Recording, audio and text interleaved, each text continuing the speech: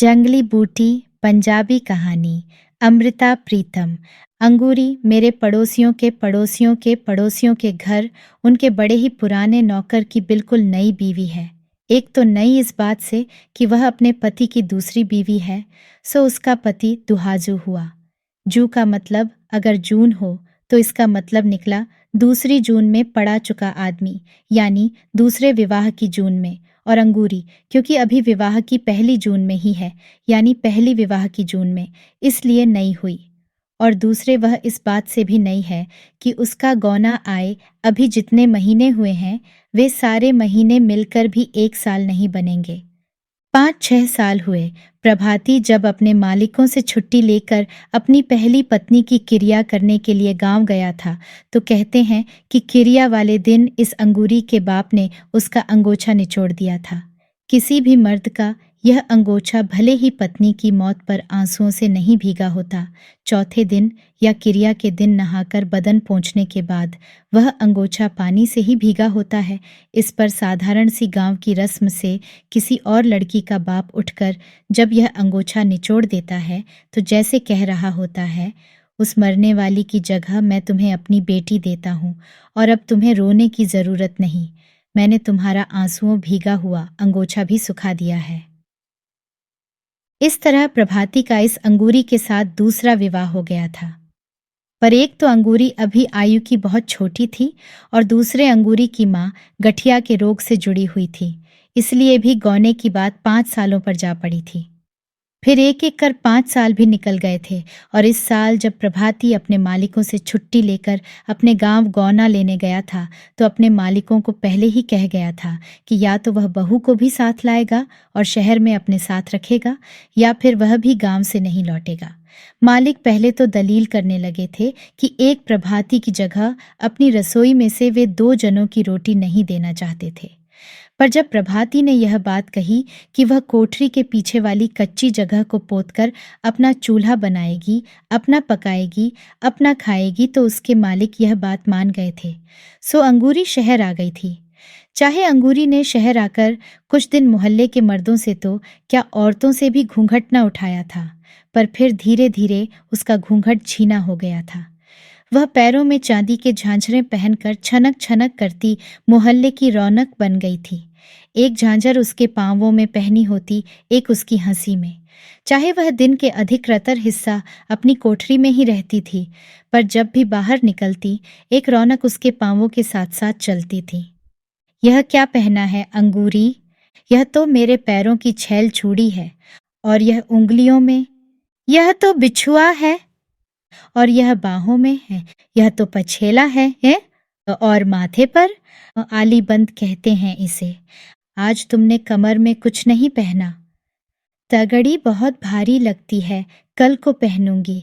आज तो मैंने तौक भी नहीं पहना, उसका टांका टूट गया है, कल शहर में जाऊंगी, टांका भी गढ़ाऊंगी और नाक कील भी लाऊंगी। मेरी नाक को नक्शा भी था, इतना बड़ा, मेरी सास ने दिया नहीं। इस तरह अंगूरी अपने चांदी के गहने एक नखरे से पहनती थी, एक नखरे से दिखाती थी। पीछे जब मौसम फिरा था, अंगूरी का अपनी छोटी कोठरी में दम घुटने लगा था। वह बहुत बार मेरे घर के सामने आ बैठती थी। मेरे घर के आगे नीम के बड़े बड़े पेड़ हैं और इन पेड़ों के पास जरा ऊंची जगह पर एक पुराना कुआं है। चाहे मोहल्ले का कोई भी आदमी इस कुएं से पानी नहीं भरता, पर इसके पार एक सरकारी सड़क बन रही है और उस सड़क के मजदूर कई बार इस कुएं को चला लेते हैं, जिससे कुएं के गिर्द अक्सर पानी गिरा होता है और यह जगह बड़ी ठंडी रहती है। क्या पढ़ती हो बीबी जी? एक दिन अंगूरी जब आई, मैं नीम के पेड़ों के नीचे बैठकर एक किताब पढ़ रही थी। तुम पढ़ोगी? मेरे को पढ़ना नहीं आता। सीख लो ना। क्यों? औरतों को पाप लगता है पढ़ने से। औरतों को पाप लगता है, मर्द को नहीं लगता ही ना, मर्द को नहीं लगता ही। यह तुम्हें किसने कहा है? मैं जानती हूँ। फिर तो मैं पढ़ती हूँ, मुझे पाप लगेगा। शहर की औरत को पाप नहीं लगता, गांव की औरत को पाप लगता है। मैं भी हंस पड़ी और अंगूरी भी।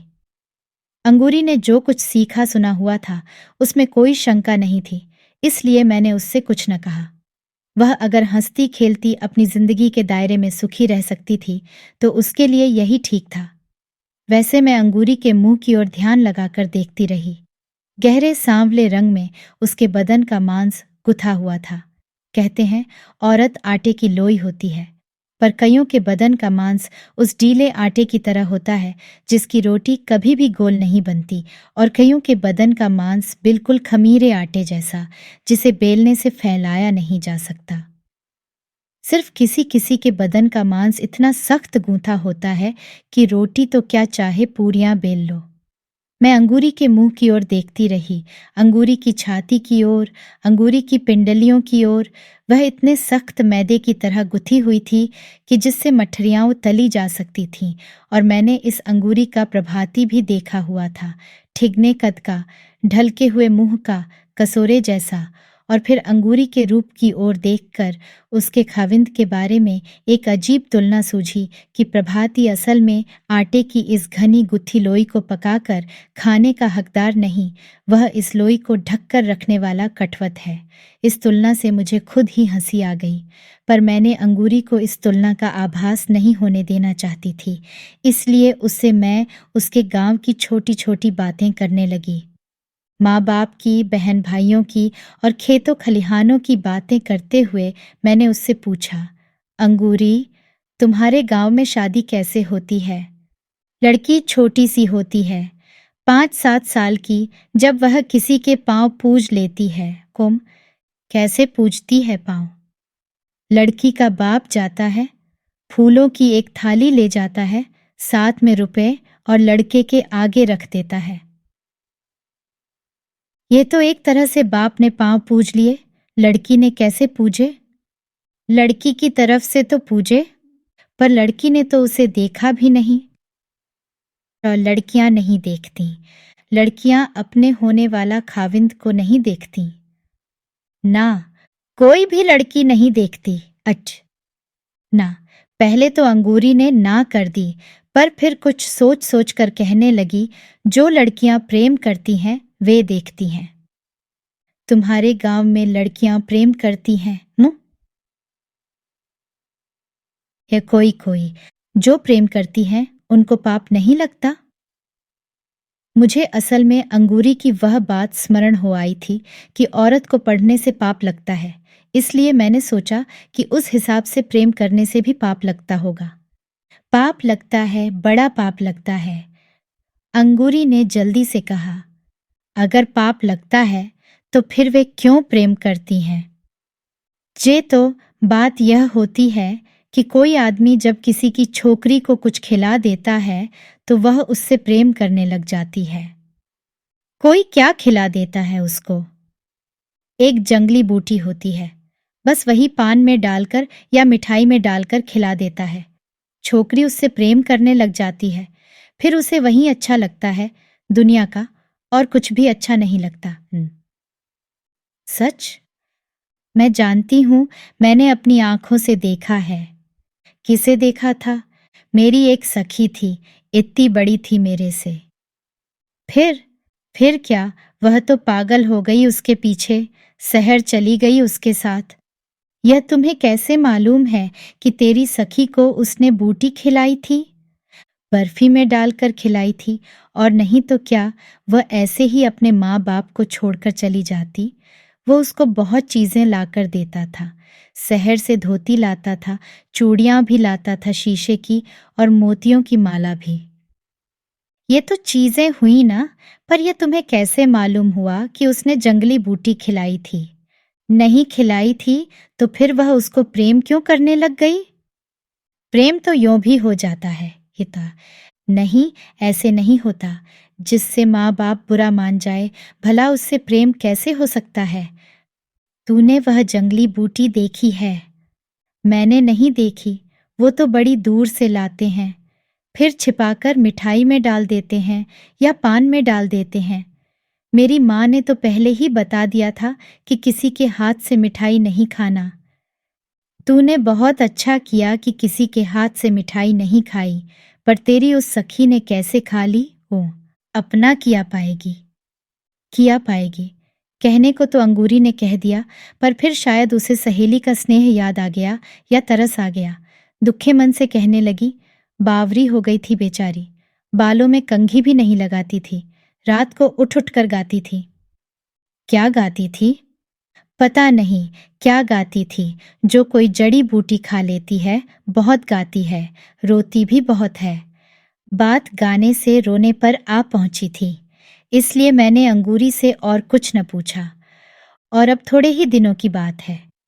एक दिन अंगूरी नीम के पेड़ के नीचे चुपचाप मेरे पास आ खड़ी हुई। पहले जब अंगूरी आया करती थी तो छन छन करती 20 गज दूर से ही उसके आने की आवाज सुनाई दे जाती थी, पर आज उसके पैरों की झांझरें पता नहीं कहाँ खोई हुई थीं। मैंने किताब से सिर उठाया और पूछा, क्या बात है अंगूरी? अंगूरी पहले कितनी ही देर मेरी ओर देखती रही और फिर धीरे से बोली, मुझे पढ़ना सिखा दो बीबी जी। और चुपचाप फिर मेरी आंखों में देखने लगी। लगता है इसने भी जंगली बूटी खा ली। क्यों, अब तुम्हें पाप नहीं लगेगा अंगूरी? यह दोपहर की बात थी। शाम को जब मैं बाहर आई तो वह वहीं नीम के पेड़ के नीचे बैठी थी और उसके होठों पर गीत था, पर बिल्कुल सिसकी जैसा। मेरी मुंदरी में लागो नगीनवा, हो बैरी कैसे काटूं जोबनावा। अंगूरी ने मेरे पैरों की आहट सुन ली और चुप हो गई। तुम तो बहुत मीठा गाती हो, आगे सुनाओ न गाकर। अंगूरी ने आपने कांपते आंसू वहीं पलकों में रोक लिए और उदास लफ्जों में बोली, मुझे गाना नहीं आता है। आता तो है, यह तो मेरी सखी गाती थी, उसी से सुना था। अच्छा, मुझे भी सुनाओ पूरा। ऐसे ही गिनती है बरस की। 4 महीने ठंडी होती है, 4 महीने गर्मी और 4 महीने बरखा। और उसने 12 महीने का हिसाब ऐसे गिना दिया जैसे वह अपनी उंगलियों पर कुछ गिन रही हो। अंगूरी, और वह एकटक मेरे चेहरे की तरफ देखने लगी। मन में आया कि पूछूं कि कहीं तुमने जंगली बूटी तो नहीं खा ली है, पर पूछा कि तुमने रोटी खाई? अभी नहीं। सवेरे बनाई थी, चाय पी तूने? चाय? आज तो दूध ही नहीं लिया। क्यों नहीं लिया दूध? दूध तो वह रामतारा, वह हमारे मोहल्ले का चौकीदार था। पहले वह हमसे चाय लेकर पीता था, पर जब से अंगूरी आई थी वह सवेरे कहीं से दूध ले आता था। अंगूरी के चूल्हे पर गर्म करके चाय बनाता और अंगूरी, प्रभाती और रामतारा तीनों मिलकर चाय पीते। और तभी याद आया कि रामतारा तो 3 दिन से अपने गांव गया हुआ है। मुझे दुखी हुई हंसी आई और कहा कि क्या तूने 3 दिन से चाय नहीं पी है? ना। और रोटी भी नहीं खाई है ना? अंगूरी से कुछ बोला न गया, बस आंखों में उदासी भरे वहीं खड़ी रही। मेरी आंखों के सामने रामतारे की आकृति घूम गई। बड़े फुर्तीले हाथ पांव, अच्छा बोलने पहनने का सलीका था। अंगूरी, कहीं जंगली बूटी तो नहीं खा ली तूने? अंगूरी के आंसू बह निकले और गीले अक्षरों से बोली, मैंने तो सिर्फ चाय पी थी। कसम लगे ना, कभी उसके हाथ से पान खाया, न मिठाई, सिर्फ चाय। जाने उसने चाय में ही। और अंगूरी की बाकी आवाज आंसुओं में डूब गई।